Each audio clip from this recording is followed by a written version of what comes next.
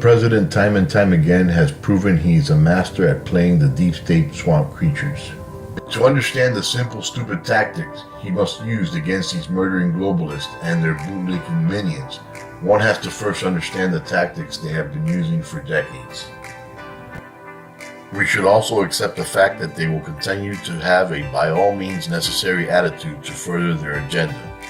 President Trump must keep them in a position that forces their bought and paid for media minions to expose themselves. The reason we need to accept these globalist tactics is the same reason we need to accept the fact that we are currently in an actual civil war from within our executive, judicial, and legislative branches of government. Not only is this a problem at a national level, but at local, states level as well. Our town halls, city councils, local sheriff's departments, and education systems are infected with this disease. The majority of these Marxist, socialist, and progressive minions who have earned the title of useful idiots to the globalists are in mostly Democrat-run states, cities, and towns. It does not also go without saying that a majority of career Republicans also hold the same title as useful idiots. With that said, I use labels because we have been cornered into using them for now. In hindsight, our nation was founded by statesmen, and they were known as the party that represented the people of the Republic. Hence, the Republican Party. This does not mean that within the party we cannot have different point of views or strategies to further the welfare of the Republic. These views will come from libertarians, true liberals, conservatives, and constitutional textualists. Everything else and all other parties has been and continues to be enemies of our sovereignty, freedom, and our republic. Unfortunately, we will continue to witness and be affected by school and public mass shootings, false flags here and around the world, economy manipulations, murders on whistleblowers, and orchestrated terrorist attacks by these same globalists and their minions within their party, until we collectively weed them out and eliminate them politically, culturally, and socially on every level, making them as insignificant as possible. President Trump tweeted today, "Never said when an attack on Syria would take place. Could be very soon or not soon at all," with an exclamation point in the end. In any event, the United States under my administration has done a great job ridding the region of ISIS. Where is our thank you, America? Two things you have to take note in this tweet is the exclamation point behind "not soon at all," and also the fact that Trump points out that the mainstream media has barely, if not at all, covered the fact that ISIS is almost completely eliminated from that region with the thanks of Russia and Syrian forces. And not one, or very few at all, mainstream media outlets has made this known to the American public. And if anyone has covered it, it does not show up in the search engines of Google.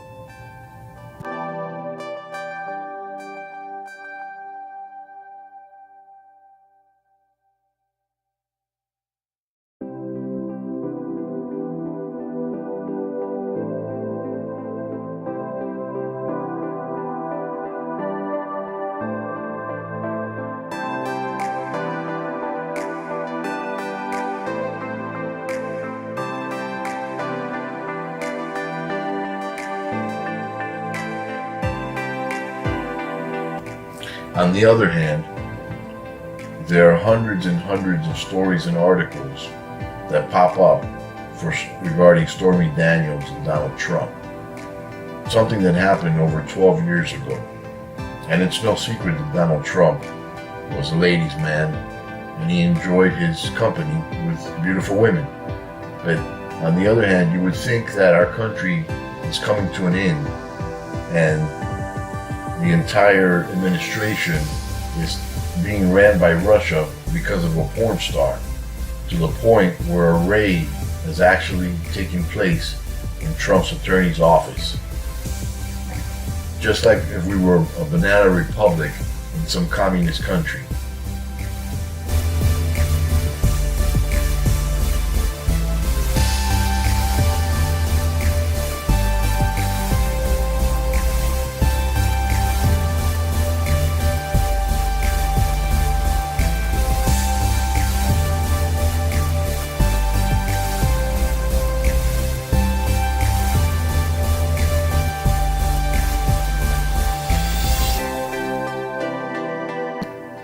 As much as most people not in the loop will not understand Trump's tactics, by using the deep state's own rhetoric and condemning the Syrian attacks almost immediately, without proof, he exposed the actual consequences of how this type of attitude and how it will impact the world in our country.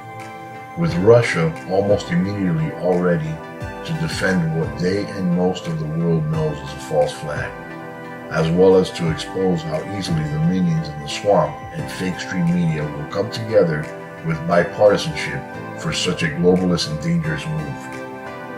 Unfortunately, we might see more false flags and deaths before the Middle East begins to take a step forward into the 21st century. The globalists have had their sights on the oil and natural gas for much too long. Since the U.S. is gearing towards energy independence thanks to President Trump removing all of Obama's regulations, the globalists' only hope is to continue leeching off of other countries by destabilizing them. Trump tweeted today after Jerry Brown, California's governor, has agreed now to help the federal government in the bordering states. California Governor Jerry Brown is doing the right thing and sending the National Guard to the border. Thank you, Jerry. Good move for the safety of our country.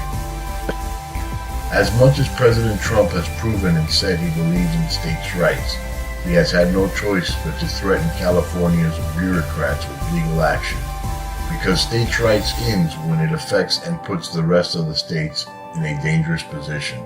By allowing and proceeding to protect unvetted illegal aliens into their state, they are putting all of us at risk, proven over and over again with rapists, pedophiles, and gang members using California and other sanctuary states as an inlet into the rest of our country. Trump tweeted out yesterday thanking the New York Post for recognizing his executive order on welfare reform. President Trump's new executive order on welfare reform has laid the groundwork to get more Americans back to work while protecting and strengthening the safety of the welfare system. The President's new welfare executive order is long overdue. It is well documented that by including a program that not only allows but demands welfare recipients to work, volunteer, or take some kind of employment training, it not only eliminates those who take advantage of the system, it encourages those that are trapped in a democratic loophole that does not allow them or give them the incentive to work. If you watch the mainstream media, it all looks alike. It all sounds alike.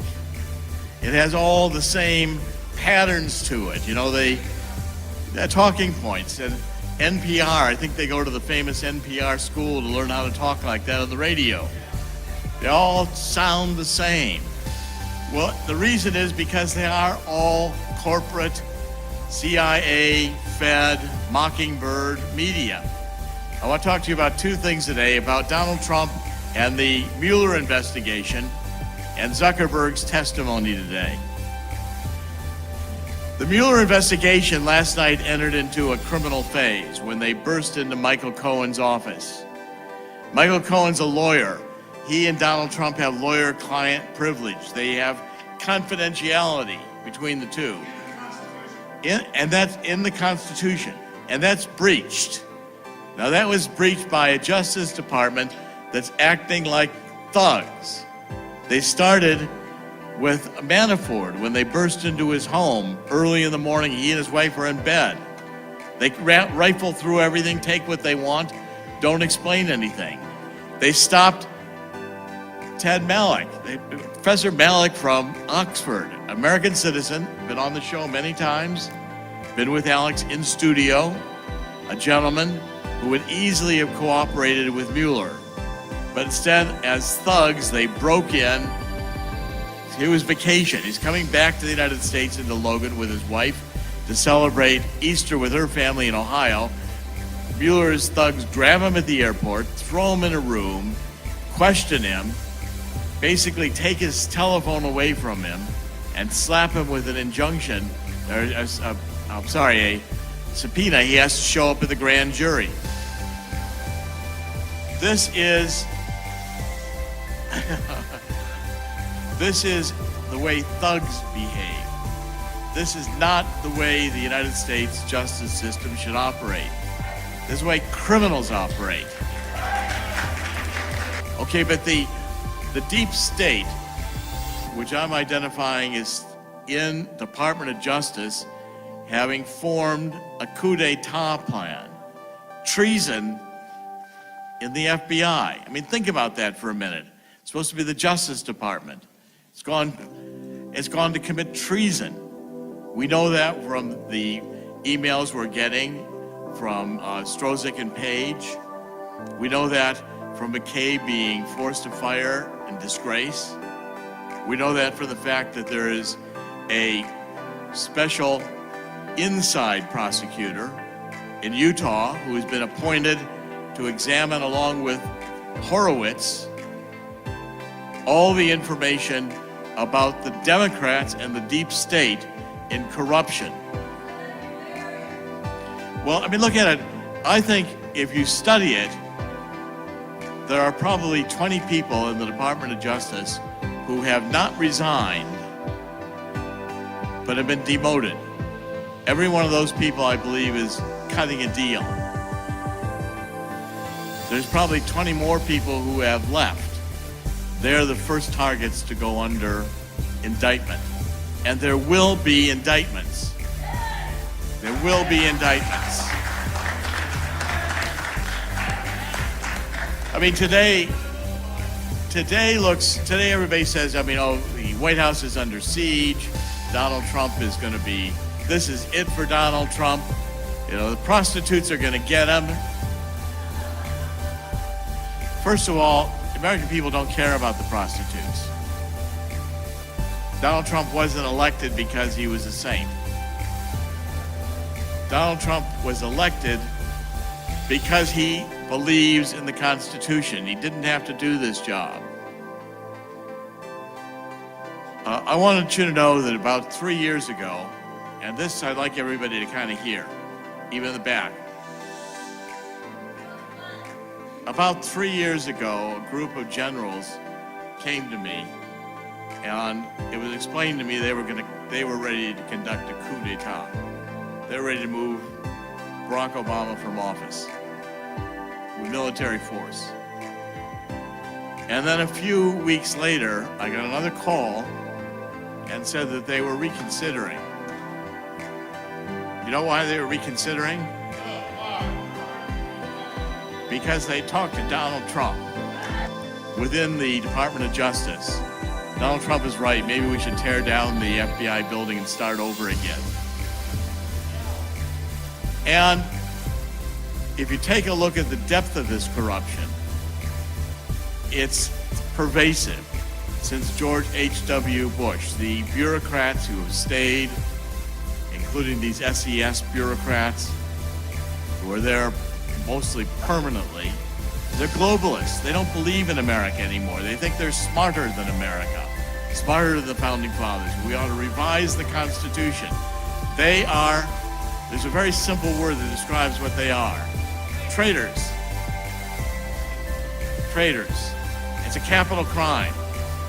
And I want to predict to you here today that when the tables turn, Donald Trump will be invoking military tribunals, and even Hillary Clinton and Barack Obama are going to be facing treason charges.